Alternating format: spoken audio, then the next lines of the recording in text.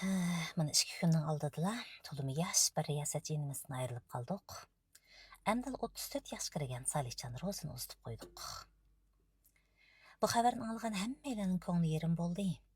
Yuraklarimiz ezildi. Qilalaydiganimiz faqat voy ajab yosh edi, ajab yosh ketdi, to'limi afsus degandan iborat bo'ldi xolos. Yaqinda o'lim sababi bilan Gulsay qabristoniga chiqishga to'g'ri keldi. Shu yerda bir xizmat qiladigan ayol bilan ko'rishib paranglashib fursat qoldi-da. Men o ayoldan so'radim. Sizlar bu yerda har kuni har xil o'limlarni ko'rsizlar, har xil o'lim egalari bilan uchrashsizlar. Shunga kunda mushlar jig'izarini o'limni ko'raverib, yurak bag'ringlarni ezilib ketadigan ha dedim. O ayol menga javob berib mundaq dedi. Rastdan desam, men bu dastlabda siz degandek mushundaq tuyg'uda bo'latdim. Hatto o'lim egalari bilan tang yig'lagan chog'larim ko'p bo'lgandi.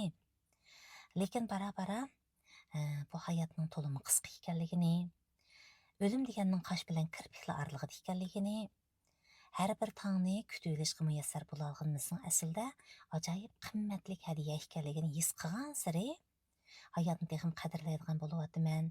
Hammadan muhimi to'limi apuchan bo'lib ketyapman dedi.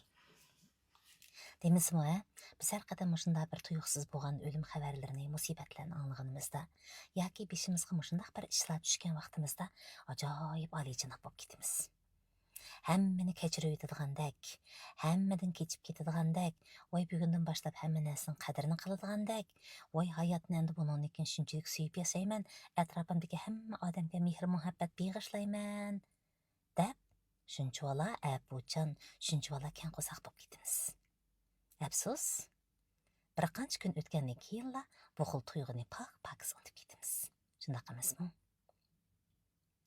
Men deyman, agarda biz mushkil unutqoqligimizni, bizda yuz bergan yomonliklarni unutib ketishga, bizga yomonlik qilgan odamlarni unutib ketishga, bizga yomonlik qilgan odamlarning yomonliklarini unutib ketishga sarf qila olgan bo'lsak, balkim bu hayot bugungidan go'zal bo'lishi, balkim bu umrimiz kutganimizdan ahamiyatli o'tgan bo'lishi mumkin edi.